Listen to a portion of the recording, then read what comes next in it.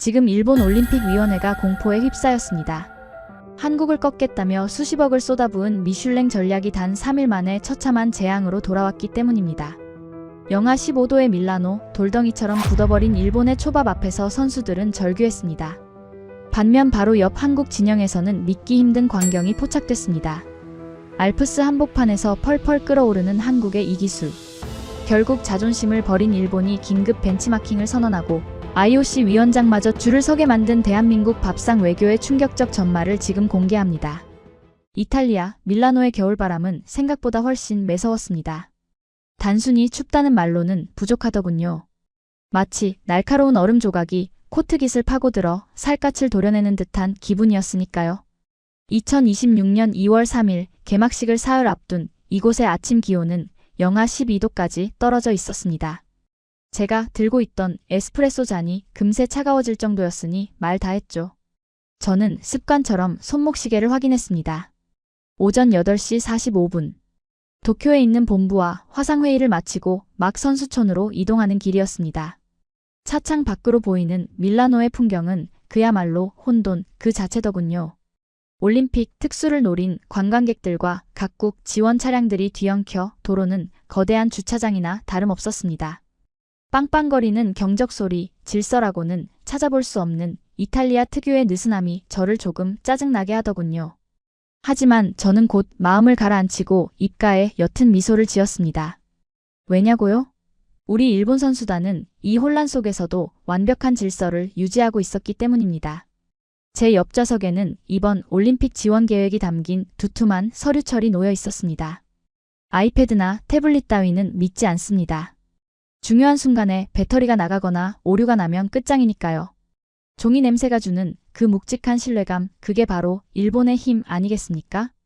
이번 프로젝트를 위해 우리 JOC가 쏟아부은 예산만 해도 도쿄의 고급 아파트 수십 채 값은 좋게 넘을 겁니다. 특히 제가 심혈을 기울인 식단 프로젝트는 완벽 그 자체였죠. 이탈리아 현지 식재료를 공수하되 조리는 일본에서 모셔온 미슐랭 스타 셰프가 직접 총괄한다. 이것이야말로 진정한 오모테나시, 즉 최고의 환대라고 확신했으니까요. 본부장님, 곧 포르타 로마나 선수촌에 진입합니다. 운전대를 잡은 사토 군의 목소리에 저는 창밖을 응시했습니다. 저 멀리 각국의 국기가 펄럭이는 선수촌 건물이 보이기 시작하더군요. 가장 먼저 눈에 들어온 건 역시나 우리 일본팀의 숙소였습니다. 외벽에 걸린 거대한 현수막 필승이라는 두 글자가 굵은 붓글씨체로 비장하게 적혀 있었죠. 군더더기 없이 깔끔하고 보는 사람으로 하여금 절로 고개를 숙이게 만드는 위엄이 있었습니다. 그래요, 올림픽은 전쟁입니다. 목숨을 걸고 싸우러 온 사무라이들에게 저 정도의 비장함은 기본 중에 기본 아니겠습니까?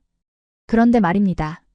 시선을 오른쪽으로 살짝 돌리는 순간 제 미간이 저절로 찌푸려지고 말았습니다. 일본 숙소 바로 옆 태극기가 걸린 한국팀 숙소 외벽을 본 순간이었죠. 저는 제 눈을 의심했습니다. 저게 도대체 뭔가? 제 입에서 나지막한 탄식이 흘러나왔습니다. 한국팀 숙소 창문에는 우리가 건 필승이나 결사항전 같은 무게감 있는 단어 대신 알록달록한 색깔의 마치 유치원 학예회에나 쓸 법한 문구가 걸려 있었으니까요. 면지나 밀라노에서도 나 지금 되게 신나. 팀 코리아 폼 미쳤거든. 기가 막혀서 헛웃음이 나오더군요. 이게 올림픽에 출전하는 국가대표 선수단이 걸만한 문구입니까? 연진이는 또 누구란 말입니까? 암호인가? 아니면 한국의 새로운 정치적 선동 문구인가? 저는 도무지 이해할 수가 없었습니다. 세계인의 축제이자 총성 없는 전쟁터인 이곳에서 신난다니요. 정신 상태가 썩어 빠졌다고 밖에는 생각할 수 없었죠. 사토군, 저 문구 뜻이 뭔지 아나? 제가 묻자 운전하던 사토군이 룸미러로 힐끔거리며 난처한 표정을 짓더군요. 아, 그게 본부장님. 저건 한국의 넷플릭스 드라마 대사입니다. 젊은 층에서 유행하는 밈 같은 건데 그냥 즐기자는 뜻인 것 같습니다. 드라마 대사라고요? 수백억 원의 혈세가 들어가는 국제대회에서 고작 드라마 대사를 인용해 희희낙낙거리고 있다니. 저는 고개를 절레절레 저었습니다. 지난 베이징 올림픽 때만 해도 한국은 꽤나 위협적인 상대였습니다. 도끼를 품고 달려드는 맹수 같았죠. 그런데 지금 저 꼬락서니를 보니 긴장했던 제가 바보처럼 느껴지더군요. 저들은 이미 긴장이 풀려버린 겁니다. 올림픽을 그저 틱톡이나 인스타그램에 올릴 사진이나 찍으러 온 관광 정도로 착각하고 있는 게 분명했습니다. 차라리 잘 됐다는 생각이 들더군요. 전쟁터에서 긴장이 풀린 병사는 가장 먼저 죽는 법입니다. 한국이 저렇게 신나하며 샴페인을 일찍 터뜨리는 동안 우리 일본은 매뉴얼대로 아주 철저하고 냉혹하게 승리를 쟁취하면 되니까요. 차가 선수촌 입구 게이트를 통과하자 더 가관인 풍경이 펼쳐졌습니다. 우리 일본 선수들은 코치진의 인솔하에 열을 맞춰 이동하며 비장한 표정으로 몸을 풀고 있었습니다. 숨소리조차 들리지 않는 정적, 그 무거운 공기가 승리를 예감케 했죠. 반면 저쪽 한국팀 구역을 보십시오. 앳된 얼굴의 선수들이 뭐가 그리 즐거운지 스마트폰을 들고 서로 영상을 찍어주며 깔깔거리고 있더군요. 심지어 개중에는 음악을 크게 틀어놓고 춤을 추는 녀석들도 있었습니다. 본부장님 한국팀. 분위기가 꽤나 자유로워 보입니다. 사토 군이 걱정스런 투로 말했지만 저는 코웃음을 쳤습니다. 자유가 아니야, 사토 군. 저건 방종이지. 기강이 무너진 군대는 오합지졸에 불과해. 이번 대회 한국은 빈손으로 돌아가게 될 거야. 두고 보게. 저는 확신에 차서 말했습니다. 아니, 확신할 수밖에 없었죠. 저렇게 나사 빠진 정신 상태로 우리가 준비한 그 치밀한 과학적 데이터와 최고급 지원 시스템을 이길 수 있을 리가 만무했으니까요. 저는 차에서 내려 옷매무새를 다듬었습니다. 밀라노의 칼바람이 다시 한번 뺨을 때렸지만 이번엔 춥게 느껴지지 않았습니다. 오히려 정신이 번쩍 드는 차가움이었죠. 저는 짐짓 거만한 표정으로 한국팀 숙소 쪽을 다시 한번 쏘아보았습니다. 저 현수막 나 지금 되게 신나 라고 했습니까? 며칠 뒤 꽁꽁 얼어붙은 주먹밥을 씹으며 눈물을 흘릴 때도 과연 신이 날지 어디 한번 지켜보겠다는 심산이었죠. 그때까지만 해도 저는 꿈에도 몰랐습니다. 저 가벼워 보이는 여유 뒤에 제가 감히 상상조차 하지 못한 무시무시한 무기가 숨겨져 있다는 사실을 말입니다. 선수촌 로비로 들어서자 우리 일본 지원팀 직원들이 일제히 허리를 90도로 굽혀 인사했습니다. 오하요 고자이마스. 본부장님. 절도 있는 인사소리가 로비를 쩌렁쩌렁 울렸습니다. 그래, 이게 바로 일본이지. 이게 바로 격조라는 거지. 저는 만족스러운 표정으로 제 집무실로 향했습니다. 책상 위에는 오늘 점심 메뉴 샘플 보고서가 올라와 있었습니다. 밀라노 현지에서 갓 잡은 신선한 도미와 최고급 고시이카리 쌀로 만든 특제 초밥 세트. 보기만 해도 윤기가 흐르는 완벽한 예술품이었습니다. 이걸 먹고 뛸 우리 선수들과 컵라면이나 끓여 먹을 한국 선수들. 승부는 이미 식탁에서 결정났어. 저는 만년필을 꺼내 결제 서류에 힘차게 서명했습니다. 잉크가 종이에 번지는 그 느낌이 마치 승리의 보증수표처럼 느껴졌죠. 창밖엔 여전히 한국팀의 그 우스꽝스러운 현수막이 펄럭이고 있었지만 이제는 비웃음조차 나오지 않았습니다. 그저 불쌍하다는 생각뿐이었으니까요.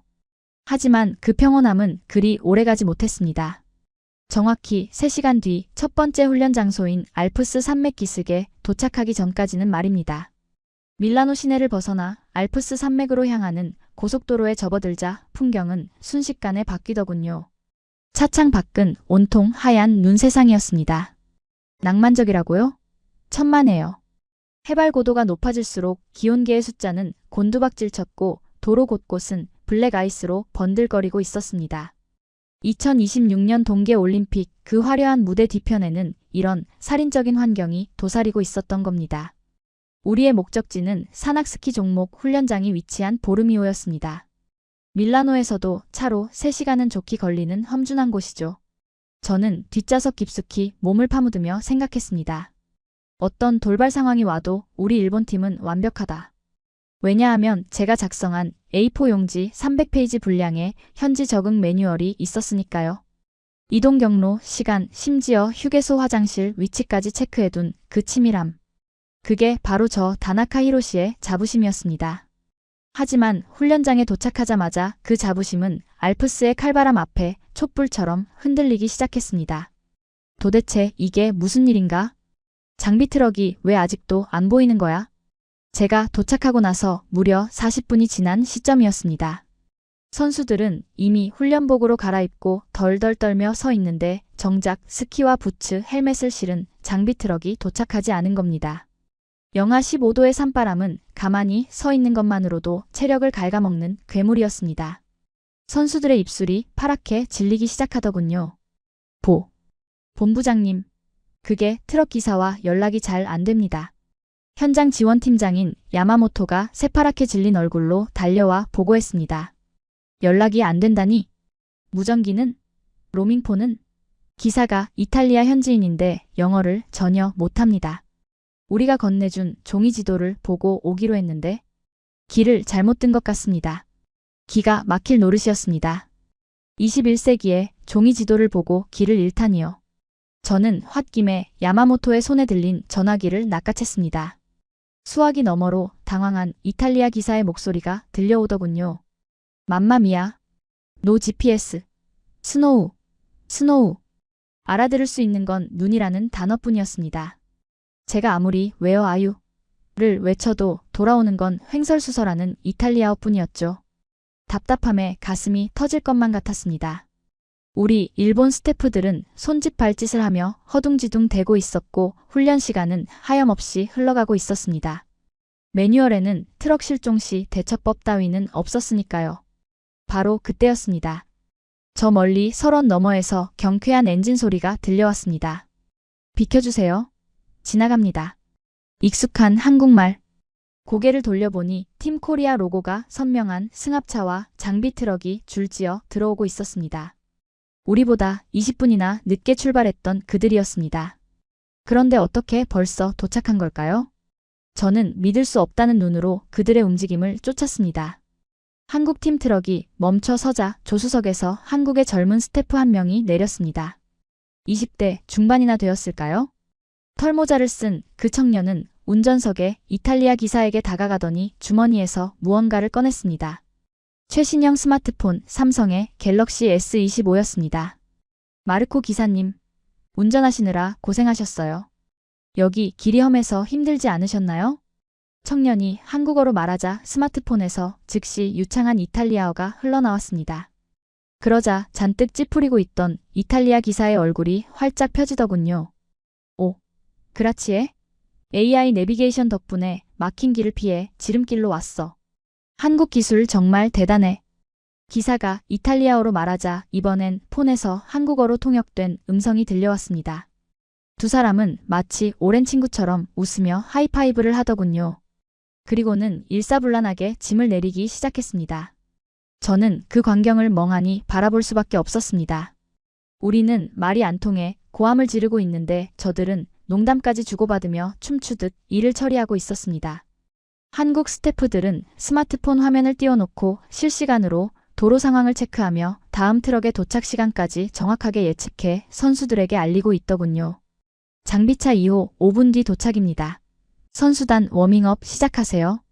그 명료한 지시. 군더더기 없는 움직임. 우리 야마모토 팀장이 종이 지도를 들고 쩔쩔매는 모습과 너무나 대조적이어서 얼굴이 화끈거릴 지경이었습니다. 본부장님, 저거 갤럭시 실시간 통역 기능 아닙니까? 옆에 서 있던 사토 군이 눈치 없이 감탄하며 물었습니다. 저는 헛기침을 하며 짐짓 태연한 척 대꾸했죠. 기계 따위에 의존하는 건 아마추어들이나 하는 짓이야. 진정한 프로는 인간의 감각으로 소통하는 법이지. 저런 건 배터리가 나가면 무용지물 아닌가? 하지만 그건 제 옹색한 변명에 불과했습니다.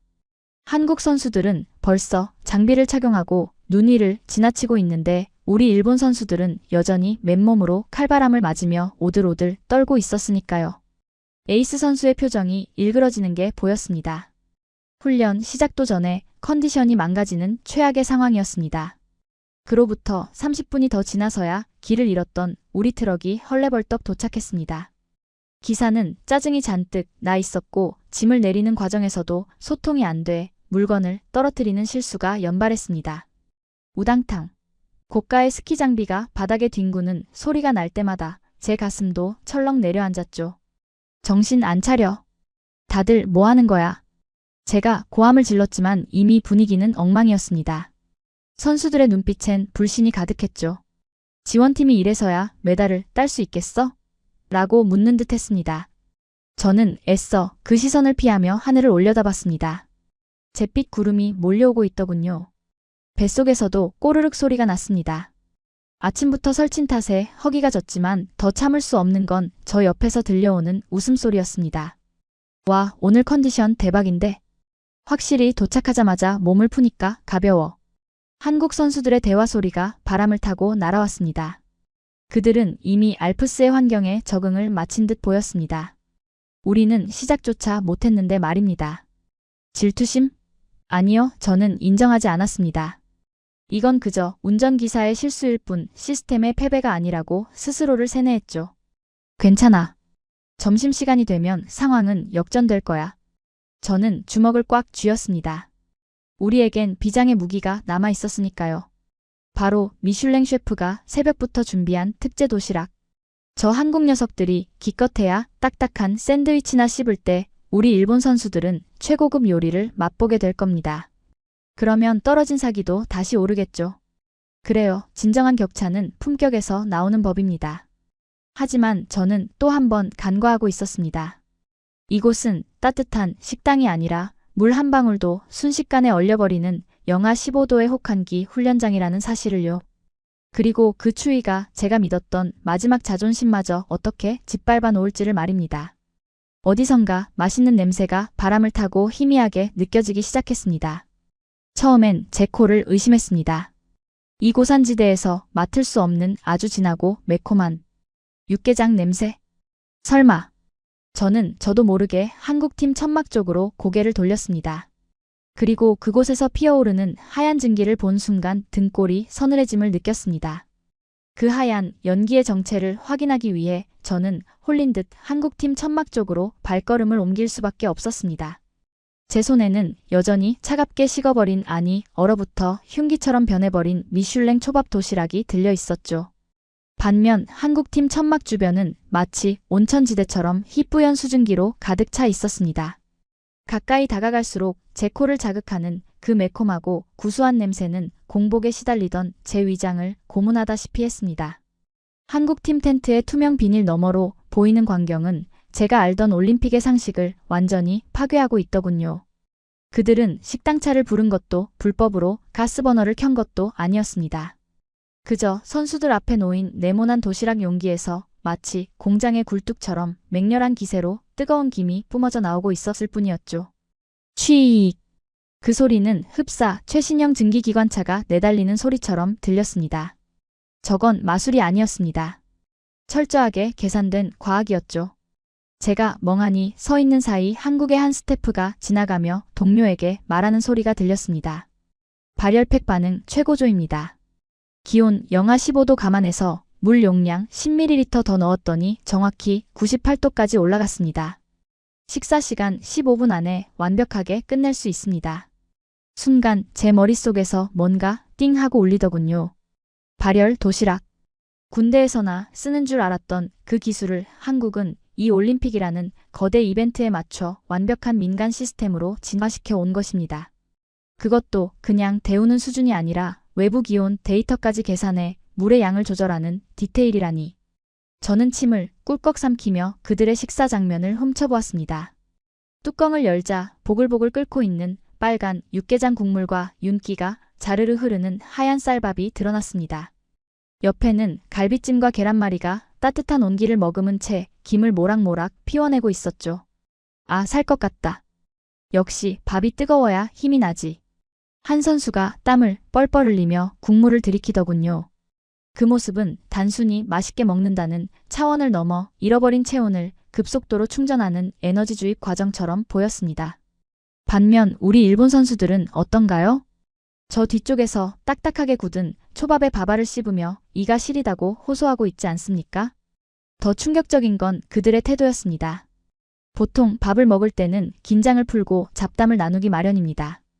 우리 일본 선수들이 추워 죽겠다, 집에 가고 싶다며 감정적인 불만을 쏟아내는 동안 한국 선수들의 식탁 위 풍경은 기이할 정도로 차분하고 냉정했습니다.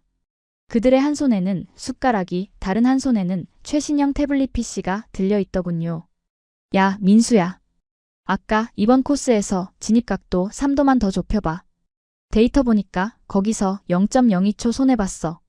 오케이. 식사 끝나고 시뮬레이션 돌려볼게. 그리고 영양사님, 저 오후 훈련 강도 높일 거라 탄수화물 좀 더 필요한데 추가 밥 있나요? 그들은 밥을 먹는 시간조차 낭비하지 않고 있었습니다. 아니, 식사 시간 자체가 데이터 분석 회의의 연장이었죠.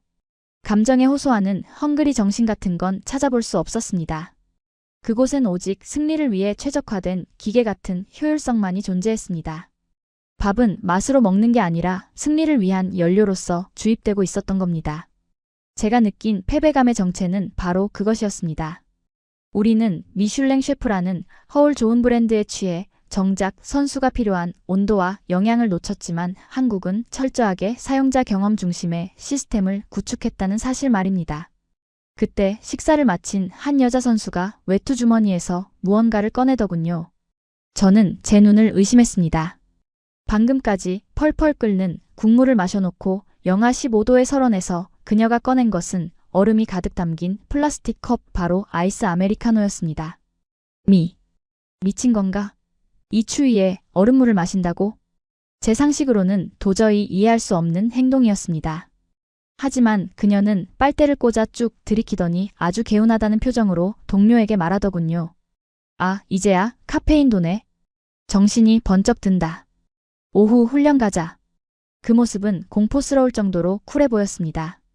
추위 따위는 아랑곳하지 않겠다는, 아니 추위조차 자신의 루틴을 방해할 수 없다는 그 압도적인 자신감.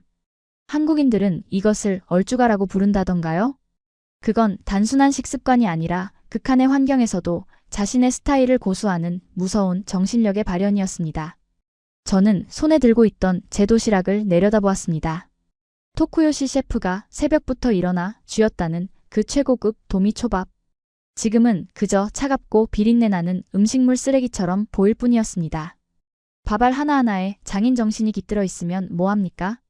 현장에서 먹을 수 없는 음식은 음식이 아니라 장식품에 불과한 것을.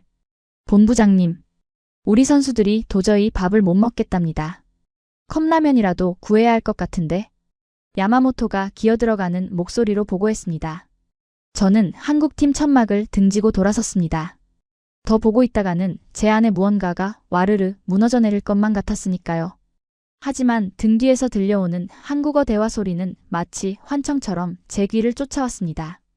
이번에 삼성에서 지급한 스마트워치 봤어? 내 바이오리듬 체크해서 밥 먹을 타이밍 알려주더라.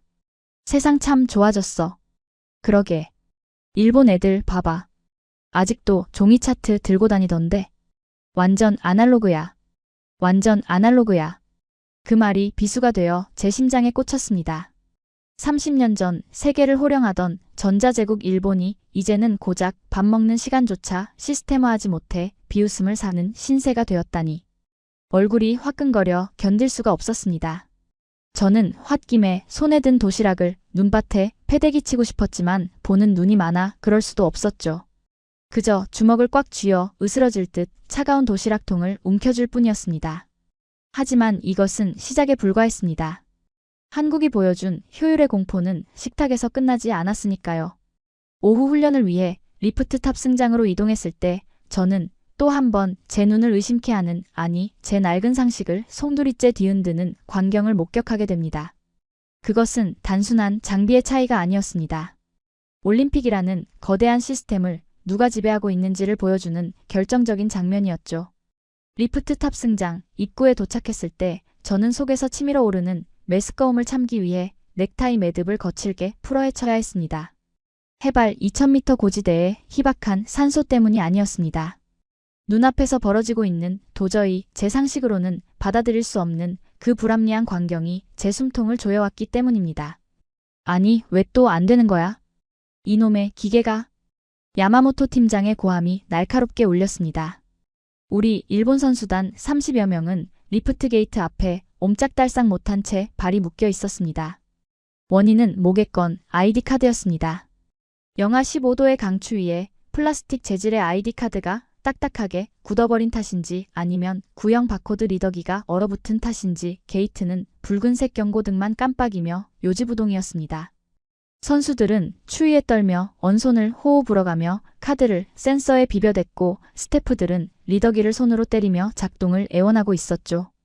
그 모습이 어찌나 처량하던지 마치 21세기에 떨어진 원시 부족을 보는 것 같았습니다. 비켜보게. 내가 해보지.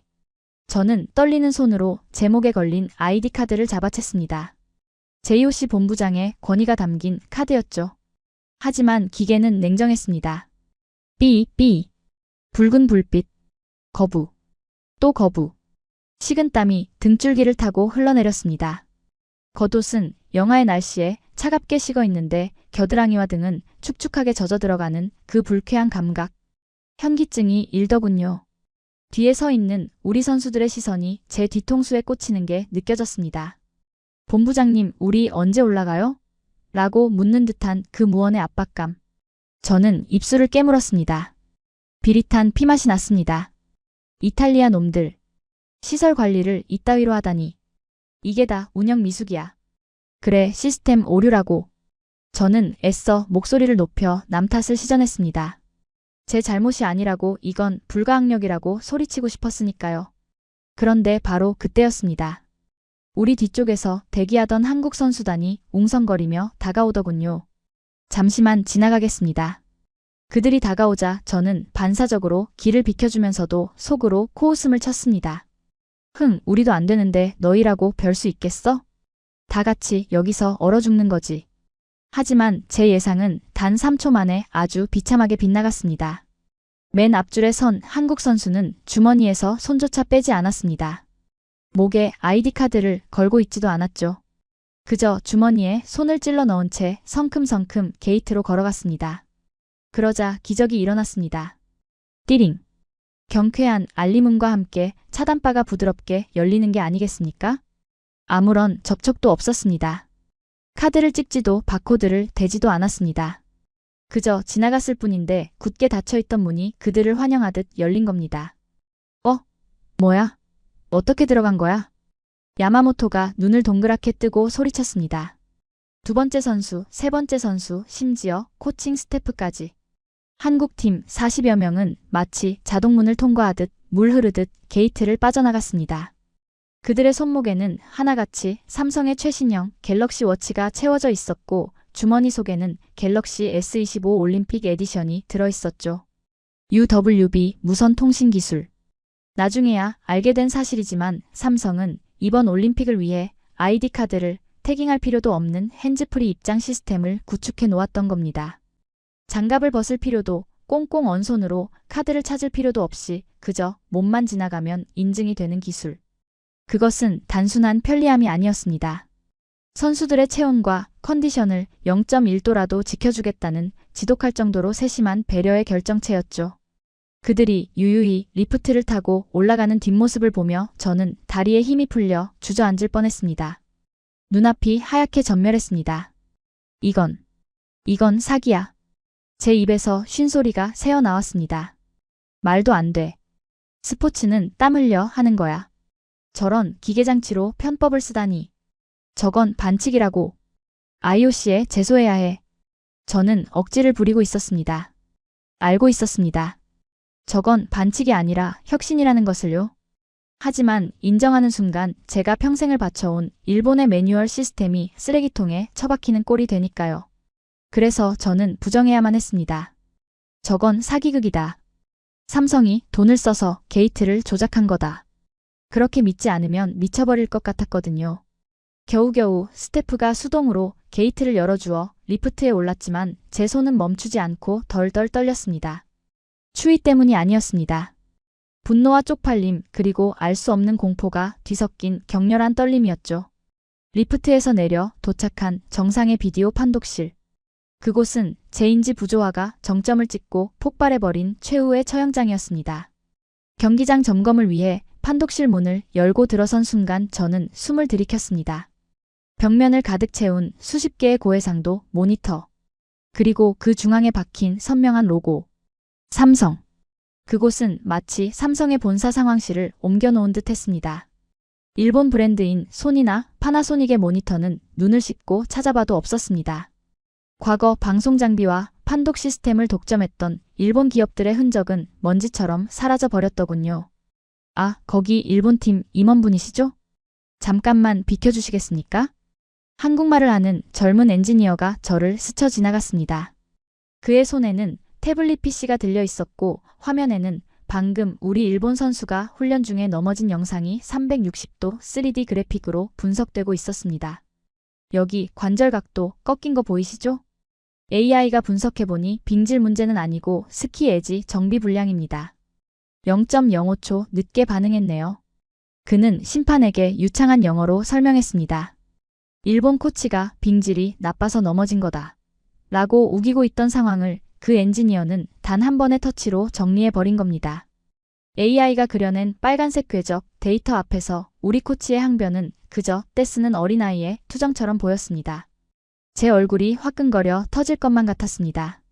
우리는 감과 목소리로 싸우고 있는데 그들은 데이터와 증거로 심판을 지배하고 있었습니다. 심지어 그 데이터를 보여주는 도구조차 전부 한국산이었습니다. 올림픽의 눈과 귀 그리고 뇌까지 전부 한국이 장악하고 있었던 겁니다. 으윽. 위산이 역류했습니다. 신물이 넘어오더군요. 저는 도망치듯 판독실을 빠져나와 화장실로 뛰어들어갔습니다. 거울 속에 비친 제 모습은 처참했습니다. 헝클어진 머리, 풀어헤친 넥타이, 핏발선 눈, 그리고 입가에 묻은 하얀 침 자국. 30년 전 나가노 올림픽 때 세계의 중심이라 자부하며 어깨를 폈던 그 엘리트 관료는 온데간데 없고 왼초라한 중년 남자가 거울 속에서 저를 노려보고 있었습니다. 거짓말이야. 이건 다 쇼야. 저는 찬물을 틀어 얼굴을 씻어내며 중얼거렸습니다. 기술? 까짓 거 돈 있으면 다 사는 거잖아. 그래, 한국 놈들은 돈으로 떡칠을 한 거야. 하지만 메달은 달라. 역사는 돈으로 살 수 없어. 우리 일본에겐 전통이 있고 저력이 있어. 저는 젖은 손으로 넥타이를 다시 졸라매며 거울을 향해 으르렁거렸습니다. 본선만 가봐라. 그깟 스마트폰이 스키를 대신 타주진 않아. 결국 시상대에 오르는 건 우리 일장기일 테니까.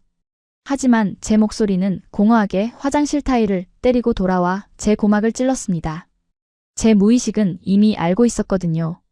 훈련장에서의 패배는 곧 실전에서의 패배라는 것을. 밥을 제대로 못 먹고 추위에 떨며 입장조차 제대로 못해서 스트레스를 받는 선수가 최첨단 장비와 따뜻한 밥으로 최상의 컨디션을 유지하는 선수를 이긴다. 그건 만화에서나 나오는 기적이지 현실의 확률이 아니었습니다. 띠링. 그때 제 주머니 속 구형 아이폰이 울렸습니다. 본국 도쿄 JOC 본부로부터 온 메시지였습니다. 긴급 다나카 본부장 밀라노 현지 상황 보고 바람. 미슐랭 셰프 식단에 대한 언론 반응은 어떤가? 대대적으로 홍보할 예정임. 화면을 보는 순간 저는 저도 모르게 헛웃음을 터뜨렸습니다. 홍보? 언론 반응? 식어서 돌덩이가 된 초밥을 홍보하겠다고? 전 세계가 비웃을 그 처참한 실패를? 손이 부들부들 떨렸습니다. 답장을 보내야 하는데 엄지손가락이 움직이지 않았습니다. 사실대로 보고해야 할까요? 우리는 망했습니다.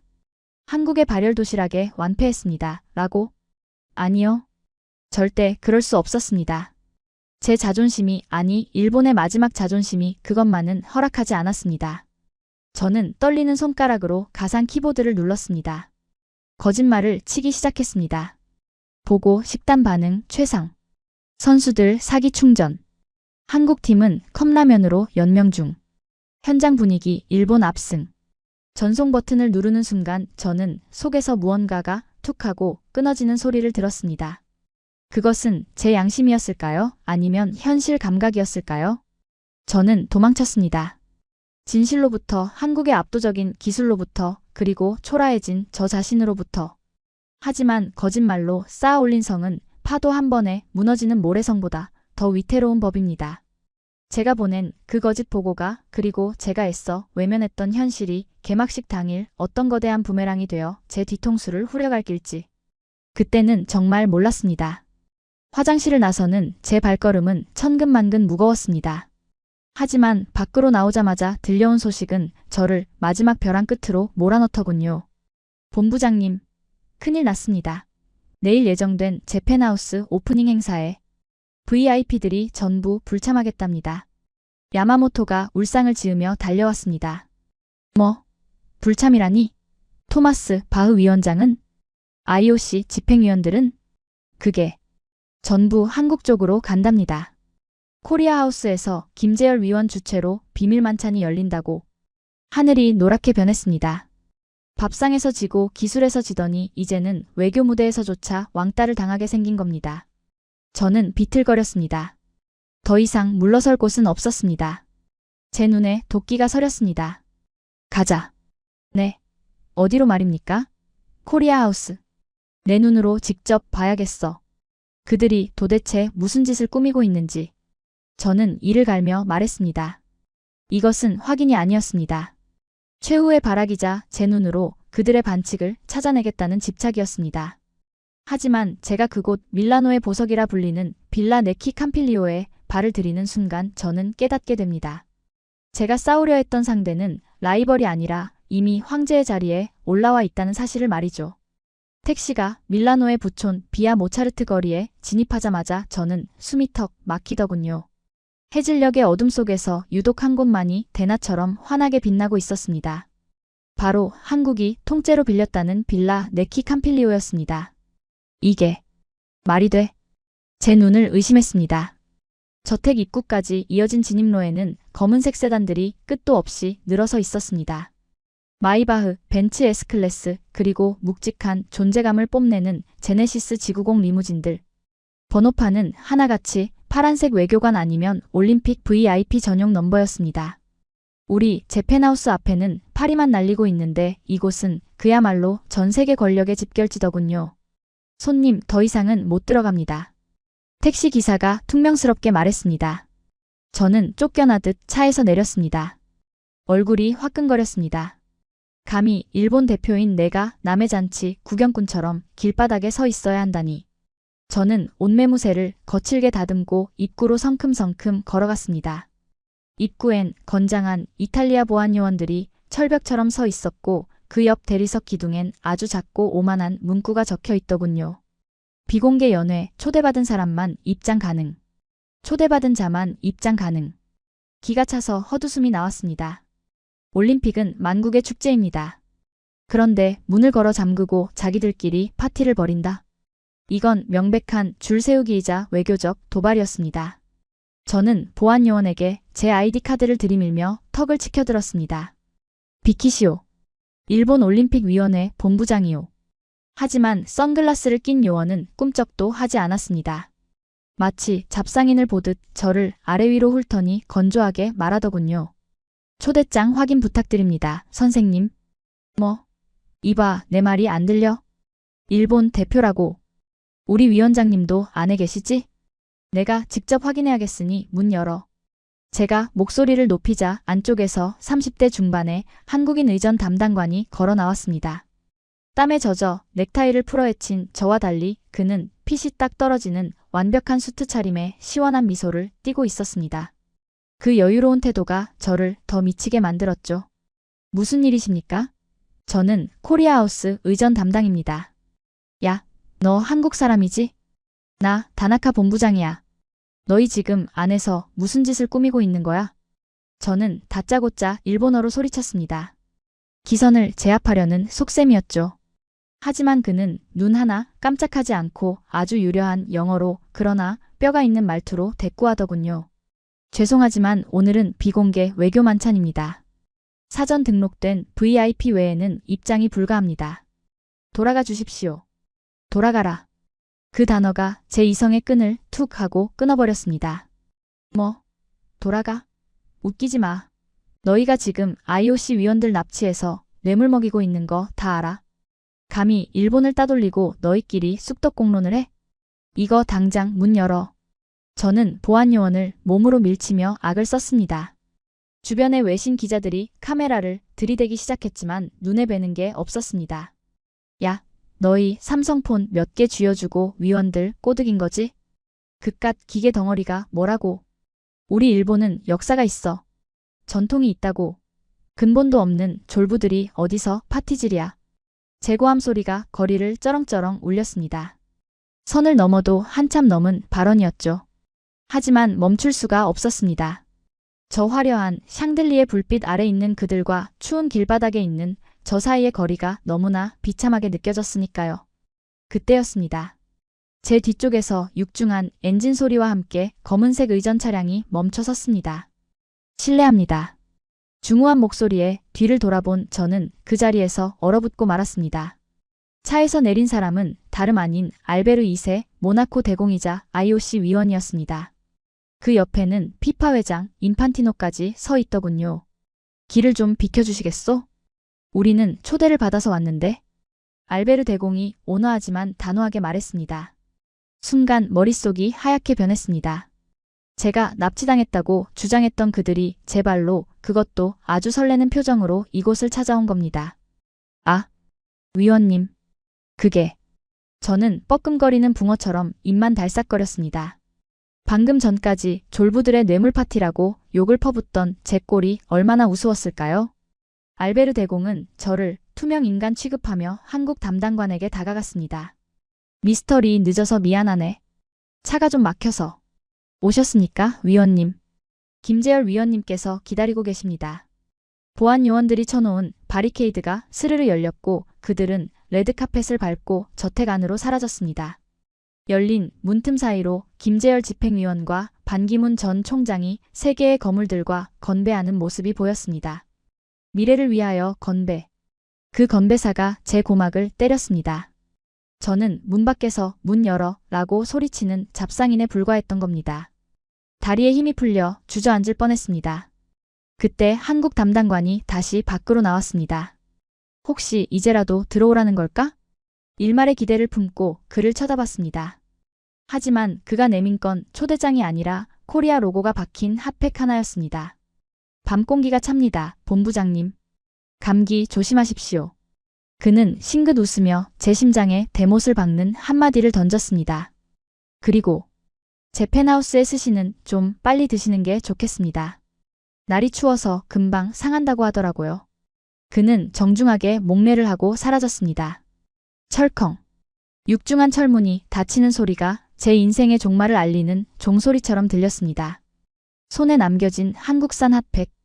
제 손은 얼음장처럼 차가웠는데 이놈의 핫팩은 왜 이렇게 뜨거운지 화상을 입을 것만 같았습니다.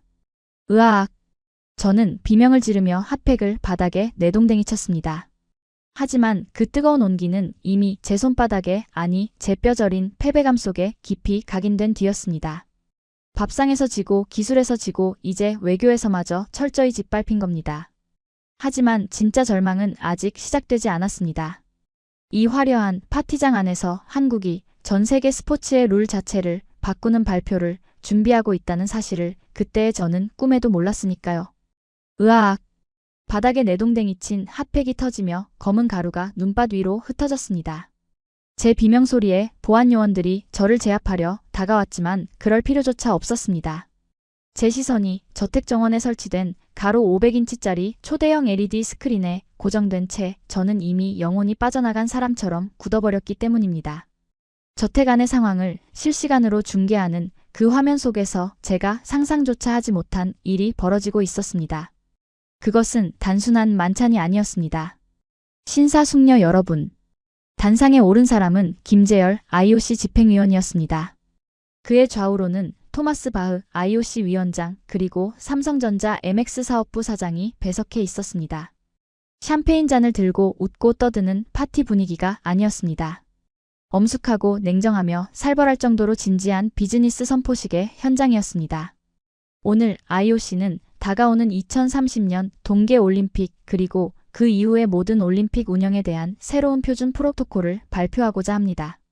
김재열 위원의 목소리가 스피커를 타고 비아 모차르트 거리 전체에 울려 퍼졌습니다. 표준 프로토콜? 저는 본능적으로 등골이 서늘해짐을 느꼈습니다.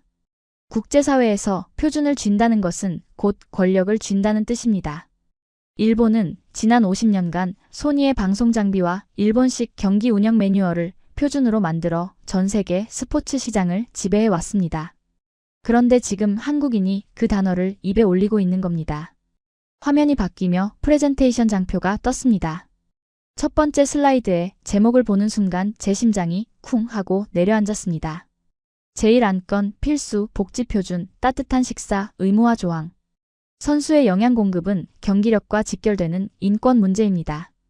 따라서 IOC는 차기 대회부터 모든 선수촌 및 경기장 식사에 즉각 발열 시스템 도입을 의무화합니다. 외부 기온 영하 10도 이하일 경우 15분 내에 80도 이상의 온도로 조리 가능한 패키징만이 공식 승인됩니다. 화면에는 오늘 낮 알프스 훈련장에서 한국 선수들이 먹었던 그 발열 도시락의 설계도가 3D 그래픽으로 회전하고 있었습니다. 그리고 그 하단에는 아주 작지만 선명한 글씨가 박혀 있더군요. 특허 보유국 대한민국 특허번호 KR 2026-206. 머리를 둔기로 얻어맞은 것 같았습니다. 단순히 우리 밥이 맛있다고 자랑하는 게 아니었습니다. 한국은 아예 따뜻한 밥을 올림픽의 강제 조항으로 만들어버린 겁니다. 이것이 통과되면 어떻게 될까요?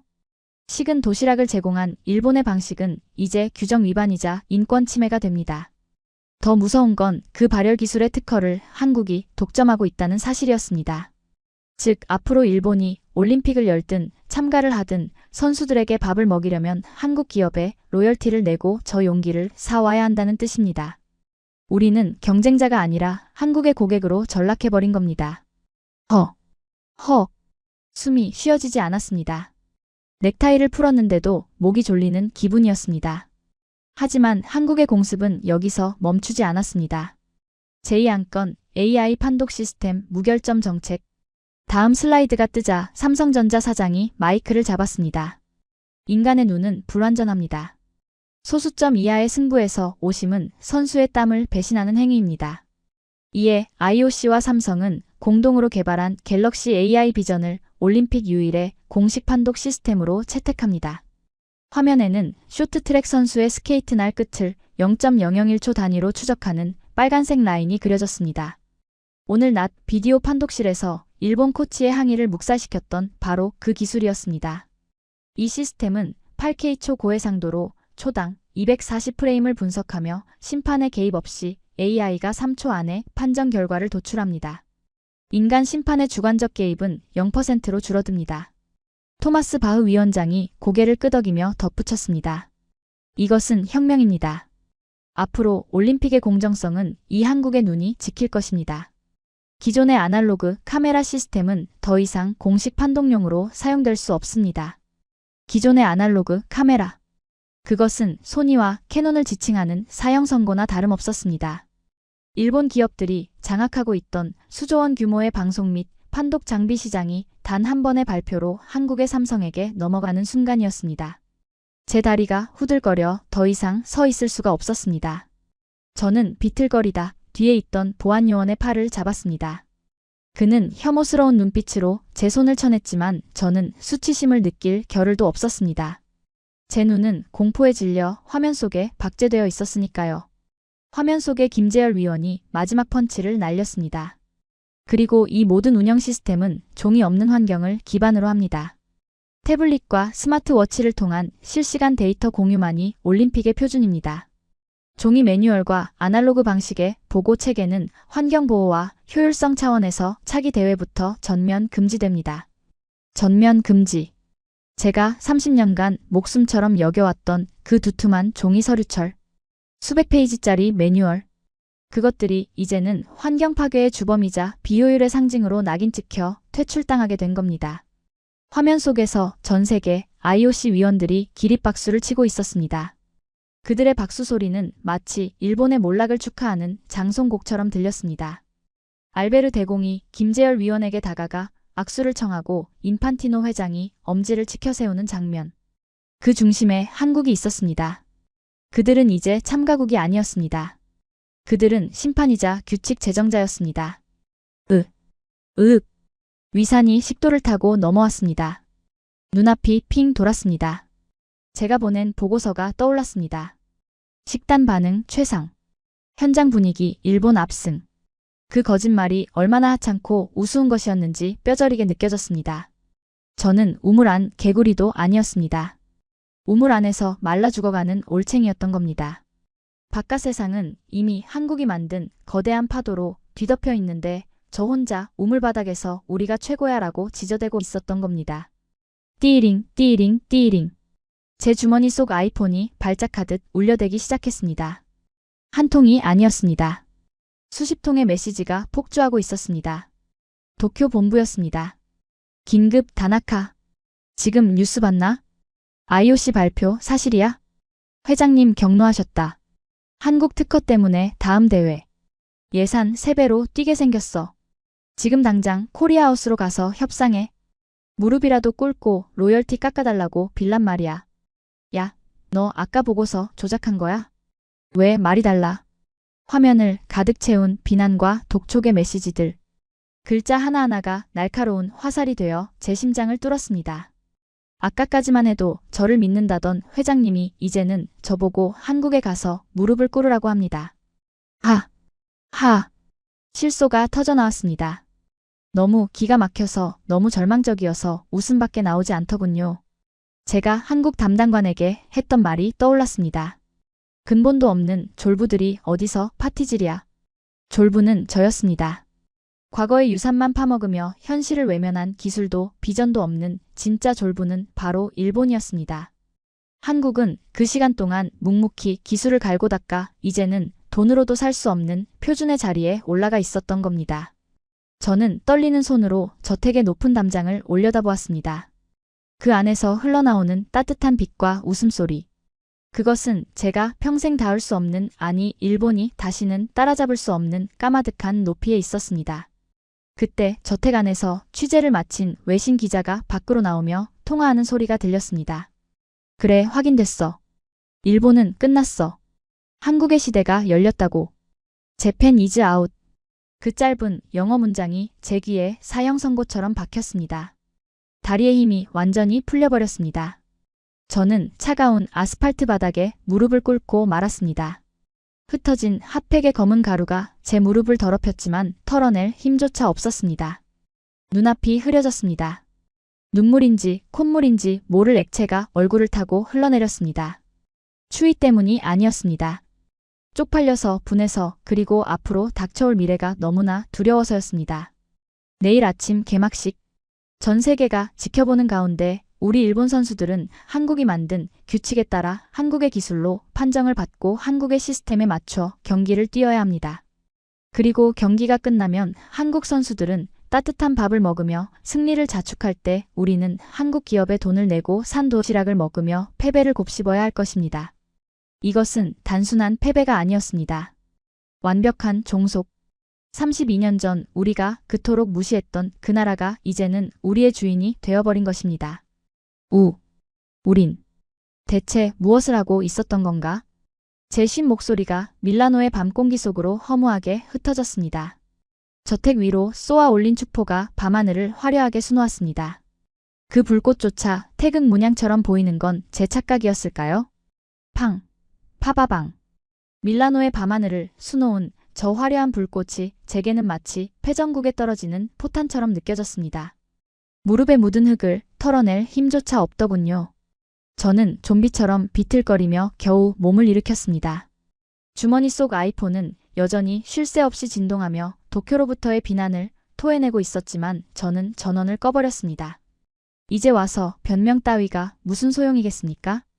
저는 폐잔병의 심정으로 비아 모차르트 거리를 빠져나와 우리 일본 대표팀의 본부인 재팬하우스로 향했습니다. 불과 몇 시간 전까지만 해도 일본의 맛을 세계에 알리겠다며 호기롭게 문을 열었던 곳이었죠. 하지만 도착한 그곳의 풍경은 그야말로 참혹한 장례식장이었습니다. 입구에 들어서자마자 역한 냄새가 코를 찔렀습니다. 비릿하고 시큼한 악취. 그것은 관리 실패의 냄새였습니다. 이거 다 어떡합니까? 본부장님 오시면 처리하라고. 야, 냉장 설비가 왜 고장난 거야? 이 비싼 도미를 다 버려야 한다고? 로비는 아수라장이었습니다. VIP 손님은 단 한 명도 오지 않았고 텅 빈 연회장 테이블 위에는 주인을 잃은 스시 접시들이 흉물스럽게 널려 있었습니다. 밀라노의 건조한 공기에 수분을 뺏긴 생선회는 꾸덕꾸덕하게 말라 비틀어졌고 실내 히터 열기에 노출된 탓에 상온에서 뷔페가 시작되고 있었던 겁니다. 저는 구역질을 참으며 그 광경을 지켜봤습니다. 미슐랭 셰프 토쿠요시 씨는 주방 구석에 주저앉아 담배만 피우고 있더군요. 그의 하얀 조리복은 땀과 오물로 얼룩져 있었습니다. 본부장님. 야마모토가 울상을 지으며 다가왔습니다. 그의 손에는 태블릿이 아닌 너덜너덜해진 종이 서류 뭉치가 들려 있었습니다. 망했습니다. 완전히 망했어요. 한국 쪽 발표가 나가자마자 예약 취소 전화가 빗발치더니 지금은 아예 발길이 끊겼습니다. 심지어 우리 쪽 알바생들도 한국 하우스 구경 가겠다고 도망갔습니다. 음식은 어쩌고 있나? 제가 떨리는 목소리로 묻자 야마모토는 쓰레기통을 가리켰습니다. 그곳에는 우리가 그토록 자랑하던 최고급 참치 뱃살과 성게알이 음식물 쓰레기 봉투 속에 처박혀 있었습니다. 수억엔의 예산이 일본의 자존심이 그대로 쓰레기가 되어 뒹굴고 있는 겁니다. 버려. 다 갖다 버려. 썩은 내 진동하니까. 제가 힘없이 중얼거렸습니다. 하지만 진짜 악몽은 썩은 스시 따위가 아니었습니다. 로비에 켜진 대형 TV 뉴스 화면에서 도쿄증권거래소의 마감 상황을 알리는 속보가 뜨고 있었기 때문입니다. 속보, 일본전자 정밀기기 관련주 대폭락. 소니 마이너스 12%, 파나소닉 마이너스 8%. 올림픽 표준 탈락 충격. 삼성전자 장외시장서 신고가 경신. IOC 기술 독점 호재. 붉은색 하락 화살표가 화면을 뒤덮고 있었습니다. 한국의 발표 한 방에 일본 경제의 심장부가 타격을 입은 겁니다. 앵커의 목소리가 비수처럼 날아와 꽂혔습니다. IOC가 한국 기업의 기술을 차기 대외 표준으로 채택함에 따라 기존 일본 기업들이 장악했던 방송 및 계측 장비 시장의 판도가 완전히 뒤집혔습니다. 전문가들은 이를 디지털 진주만 공습이라 부르고 있습니다. 디지털 진주만 공습. 그 표현이 얼마나 치욕적인지 저는 입술을 깨물어 피가 날 지경이었습니다. 우리가 30년 동안 공들여 쌓아온 탑을 한국은 단 하루 만에 기술과 특허로 무너뜨린 겁니다. 그때 재팬하우스 구석에서 청소를 하던 이탈리아 현지 직원들이 자기들끼리 속삭이는 소리가 들렸습니다. 불쌍해라. 그러게 왜 한국이랑 붙었대? 요즘 밀라노 애들은 다 삼성 쓰고 K-팝 듣는데? 일본은 너무 올드하잖아. 맞아. 스시? 그거 요즘 마트에서도 팔잖아. 한국 하우스 가봤어? 거긴 완전 미래도시 같더라. 그들의 냉소적인 대화. 제3자의 눈에 비친 우리는 더 이상 동경의 대상이 아니었습니다. 그저 시대의 흐름을 읽지 못하고 도태된 고집불통 노인네 같은 존재였던 겁니다. 화조차 나지 않았습니다. 너무나 정확한 지적이라 뼈가 시릴 뿐이었죠. 하지만 감상에 젖어있을 시간조차 없었습니다. 이제 곧 개막식이 열릴 산시로 스타디움으로 이동해야 했으니까요. 저는 썩은 내가 베어버린 코트를 벗어던지고 무거운 발걸음을 옮겼습니다. 선수단 대기실에 도착했을 때 저는 그곳이 폐잔병 수용소와 다를 바 없다는 걸 깨달았습니다. 화려한 조명과 음악이 흐르는 스타디움 밖과 달리 일본 선수단 대기실은 침묵만이 감돌고 있었습니다. 선수들은 영하의 날씨와 부실한 식사 탓에 컨디션이 바닥을 치고 있었습니다. 배고파. 컵라면 남은 거 없나? 아까 다 먹었어. 그냥 물이라도 마셔. 한 구석에서 들려오는 대화 소리가 제 가슴을 후벼 팠습니다. 세계경제대국 3위라는 일본의 국가대표들이 올림픽 개막식 날 굶주림에 시달리고 있다니. 반면 복도 건너편 한국 선수단 대기실에서는 웃음꽃이 피어나고 있었습니다. 와, 폰으로 찍으니까 조명 진짜 예쁘게 나온다. 이따 입장할 때 우리가 센터인 거 알지? 삼성에서 준비한 드론쇼랑 타이밍 맞춰야 해. 한국 선수들은 삼성전자가 지급한 최신형 단말기로 현장 상황을 중계하며 축제를 즐기고 있었습니다. 그들의 얼굴엔 여유와 자신감이 흘러넘쳤습니다. 혈색부터가 달랐습니다. 따뜻한 밥을 먹고 최상의 컨디션으로 관리받은 자들만이 가질 수 있는 아우라가 뿜어져 나오고 있었죠. 드디어 입장 순서가 다가왔습니다. IOC의 바뀐 규정에 따라 기술 파트너이자 이번 대회의 실질적 주인공인 한국이 하이라이트 순서에 배정되었고 우리는 그보다 훨씬 앞선 주목받지 못하는 순서에 입장하게 되었습니다. 일본 선수단 지금 입장합니다. 장내 아나운서의 건조한 소개 멘트와 함께 우리 선수단이 트랙으로 들어섰습니다. 하지만 관중석의 반응은 미지근했습니다. 선수들은 추위에 굳어 딱딱한 표정으로 손을 흔들었고 그 모습은 마치 억지로 끌려 나온 사람들 같았습니다. 제 손에 들린 일장기가 오늘따라 왜 이리 무겁고 초라하게 느껴지던지요. 그리고 잠시 후 스타디움의 조명이 일제히 꺼지더니 거대한 웅장함이 경기장을 감쌌습니다. 그리고 지금 대한민국 선수단입니다. 그 순간 밤하늘에 수천 개의 드론이 떠올라 태극 문양과 호랑이 형상을 만들어냈습니다. 관중석에서 터져나오는 함성 소리는 차원이 달랐습니다. 와, 코리아, 코리아. 이탈리아 관중들까지 기립박수를 보냈습니다. 한국 선수단이 입장하자 스타디움의 모든 대형 스크린이 그들의 모습을 비췄습니다. 그런데 그 화면은 일반 카메라가 찍은 것이 아니었습니다. 한국 선수들 개개인이 손에 든 갤럭시 S25가 찍은 1인칭 시점의 화면이 5G망을 타고 실시간으로 전송되어 전 세계 40억 인구에게 생중계되고 있었던 겁니다. 저게 뭐야? 저는 입을 다물지 못했습니다. 우리는 관중을 향해 손을 흔드는 피사체에 불과했지만 한국은 자신들의 시선으로 세상을 보여주는 주체였습니다. 기술이 연출을 바꾸고 연출이 국격을 바꾸는 순간이었습니다. 스크린 속에 한국 선수들은 너무나 행복해 보였습니다.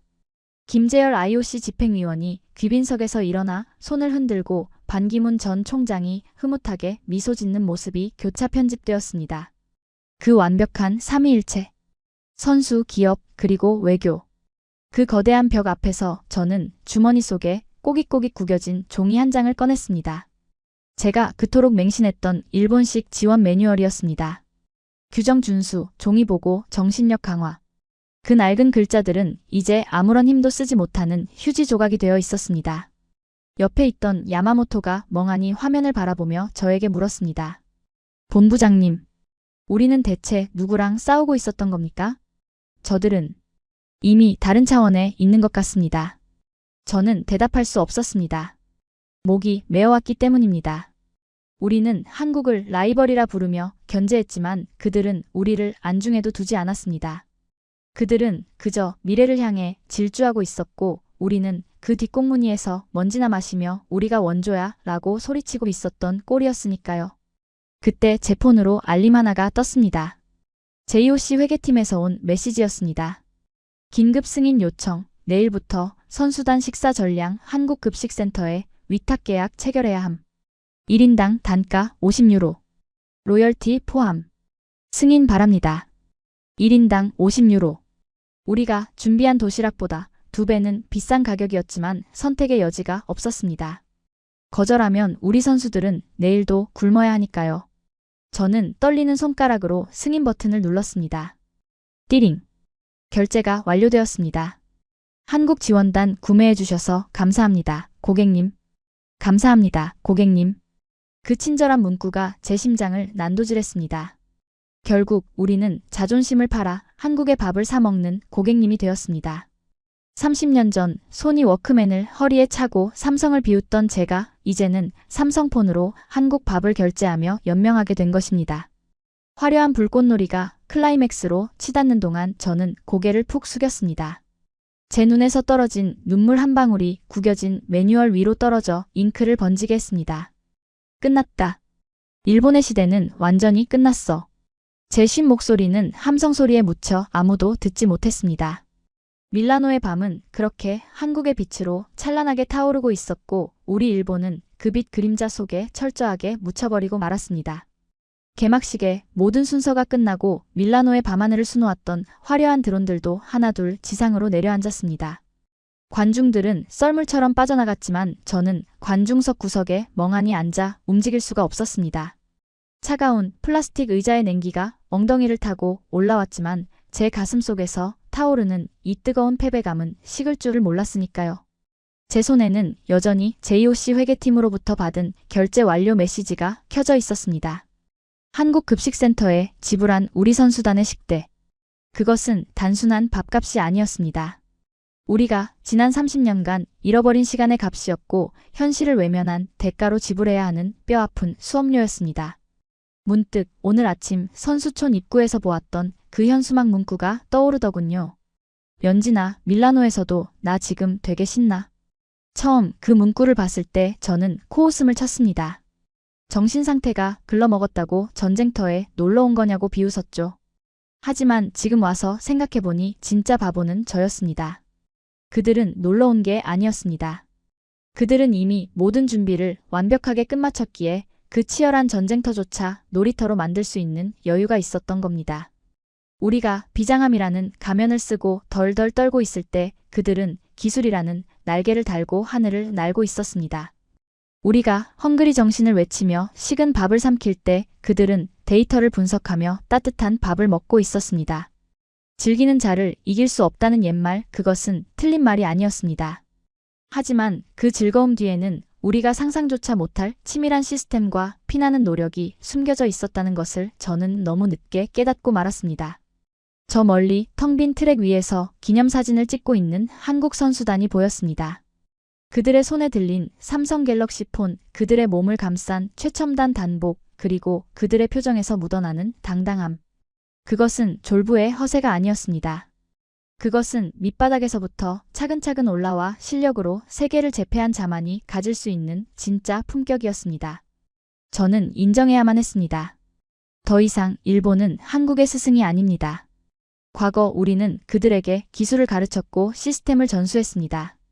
그리고 은연중에 그들이 영원히 우리 뒤를 쫓아오는 2등 국가로 남아주길 바랬는지도 모릅니다. 하지만 2026년 2월 오늘 이 밀라노의 밤은 저에게 잔인한 진실을 말해주고 있습니다. 이제 배워야 할 쪽은 우리입니다. 우리가 고집스럽게 지켜온 아날로그가 얼마나 낡은 것인지, 우리가 자부했던 장인 정신이 시대의 흐름을 읽지 못하면 얼마나 무력한 아집이 되는지 한국은 온몸으로 증명해 보였습니다. 두렵군. 저도 모르게 혼잣말이 새어나왔습니다. 화가 나거나 억울한 것이 아닙니다. 사무치게 두렵습니다. 오늘 그들이 보여준 것은 단지 올림픽 운영 시스템의 일부일 뿐입니다. 하지만 이 작은 차이가 반도체에서, 자동차에서, 그리고 문화와 외교에서 얼마나 거대한 격차로 벌어질지 상상조차 되지 않습니다. 저는 주머니에서 수첩과 만년필을 꺼냈습니다. 그리고 습관처럼 적으려다 멈칫했습니다. 오늘 하루 한국이 보여준 종이 없는 세상에서 이 낡은 수첩이 얼마나 초라한 물건인지 깨달았기 때문입니다. 저는 만년필 뚜껑을 닫고 대신 떨리는 손으로 스마트폰 메모장을 켰습니다. 그리고 이렇게 적었습니다. 2026년 밀라노. 우리는 패배했다. 변명의 여지가 없는 완패다. 한국은 더 이상 우리의 라이벌이 아니다. 그들은 우리가 넘어야 할 거대한 산이자 새로운 표준이 되었다. 일본이 다시 일어서려면 처음부터 다시 배워야 한다. 바로 대한민국에게. 작성을 마치고 고개를 들자 밤하늘에 마지막 잔영으로 남아있던 태극 문양의 불꽃 연기가 서서히 흩어지고 있었습니다. 하지만 제 가슴속에 새겨진 그 두려움과 경외심은 결코 사라지지 않을 것 같습니다. 내일부터 경기가 시작됩니다. 우리 선수들은 한국이 만든 도시락을 먹고 한국이 만든 시스템 위에서 경기를 뛸 것입니다. 비록 자존심은 상하지만 그것이 그나마 우리가 살 길임을 이제는 압니다. 밀라노의 차가운 밤바람이 옷깃을 파고듭니다. 하지만 저 건너편 한국 선수단이 머무는 곳은 여전히 환하고 따뜻해 보이는군요. 그 온기가, 그리고 그들이 가진 저력이 오늘따라 사무치게 부럽고 또 무섭습니다. 오늘 들려드린 이야기 어떠셨습니까? 2026년 2월 밀라노의 밤하늘 아래서 일본의 고위 관료가 느꼈을 그 처절한 패배감과 뒤늦은 후회. 그것은 단순한 상상이 아닙니다.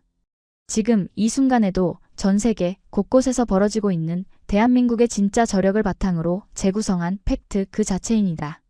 식어버린 초밥을 쥐고 있던 일본과 펄펄 끓는 육개장을 먹으며 데이터를 분석하던 한국. 이 극명한 대비가 보여주는 것은 단 하나입니다. 대한민국은 더 이상 누군가의 뒤를 쫓는 나라가 아니라 스스로 길을 만들고 그 길을 세계의 표준으로 만드는 나라가 되었다는 사실입니다. 우리가 무심코 먹었던 도시락 하나에, 우리가 매일 쓰는 스마트폰 하나에 세계를 호령하던 강대국들을 무릎 꿇게 만드는 위대한 힘이 숨어 있었습니다. 오늘 하루 여러분도 자부심을 가지셔도 좋습니다. 우리는 그런 위대한 나라 대한민국에 살고 있으니까요. 가슴 벅찬 감동을 느끼셨다면 구독과 좋아요 부탁드립니다. 저는 더 통쾌하고 자랑스러운 대한민국 이야기로 다시 찾아오겠습니다. 지금까지 감동띵동이었습니다. 감사합니다.